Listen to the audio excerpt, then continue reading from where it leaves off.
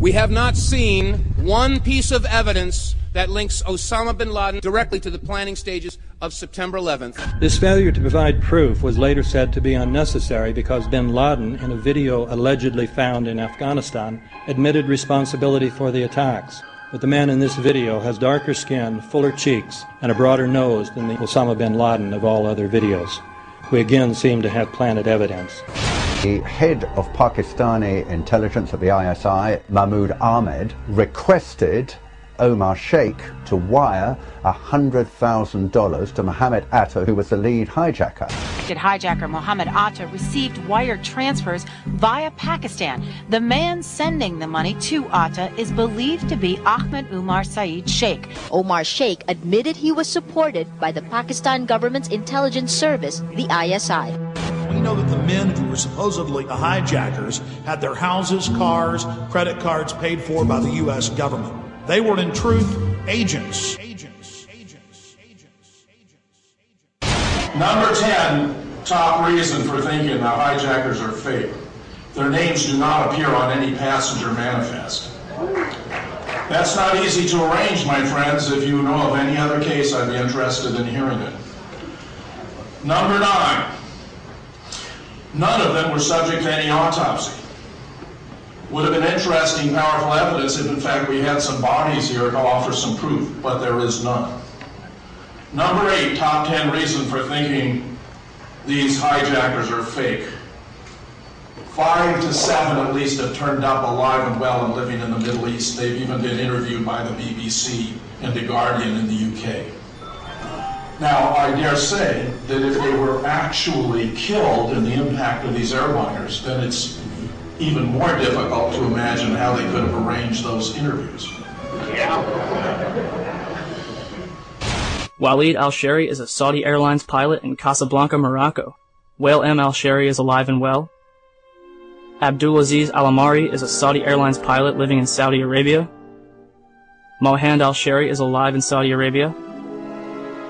Khalid al-Madar is a computer programmer in Mecca. Salam al-Hamzi works at a chemical plant in Yanbo, Saudi Arabia. Saeed al-Ghamdi is training to be a pilot in Tunis. Ahmed al-Nami is an administrative supervisor for Saudi Airlines.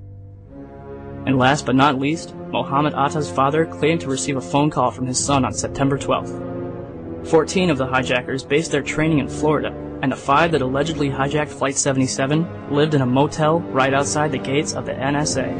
But here's one of the biggest pieces of evidence. You all heard them say that a paper passport fell out of one of the towers and was picked up by a police officer on the street.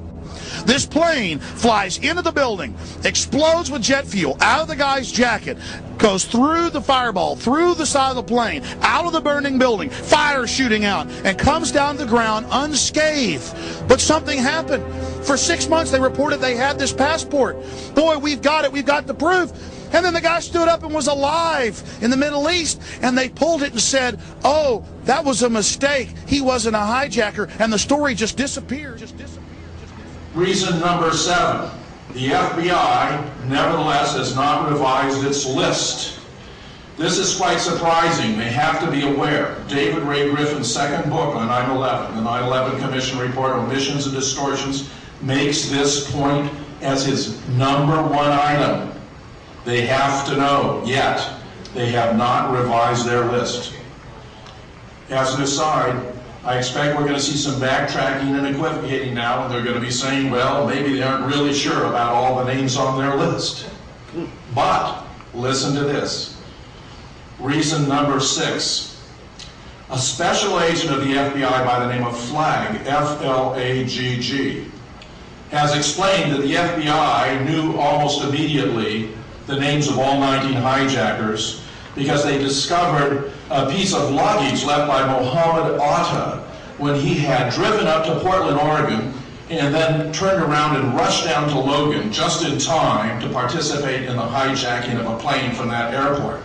According to Flagg, this piece of luggage Atta left behind included not only a terrorist manual, but a very convenient list of the 19 hijackers. And I say, well, that's really quite stunning, considering 5, 6, or 7 of these guys have turned up alive and well. How can you explain that?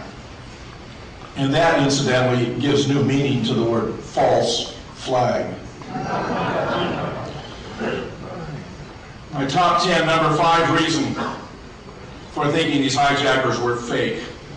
They could not have flown the planes. Niels Agadavan, among others, who's a pilot and aeronautical engineer, has studied their training background, and it's simply preposterous to presume these guys who could barely get a Cessna off the ground could have piloted a commercial airliner and brought it to its target. It's preposterous. Top 10 reason number 4. Those cell phone calls that we've heard so much about could not have been made at the altitudes and speeds these planes were flying.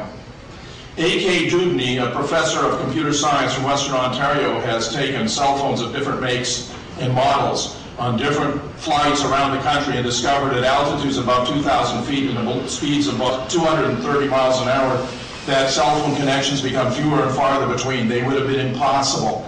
And that, of course, would include the one you've all heard about from alleged passenger Mark Bingham, where he calls his mother and says, "Mom, this is Mark Bingham. You believe me, don't you?" Top 10 reason number 3. During the trial of the alleged 20th hijacker, Zacarias Moussaoui, a tape recording was played, allegedly from Flight 93, which included the passengers discussing how they were going to attempt to break down the cabin door using a drink cart. One astute student of the case wrote me to point out that this was ostensibly a cockpit voice recording, and that cockpit voice recorders do not record voices in the passenger compartment. Top 10 reason number 2 why these hijackers appear to be fake.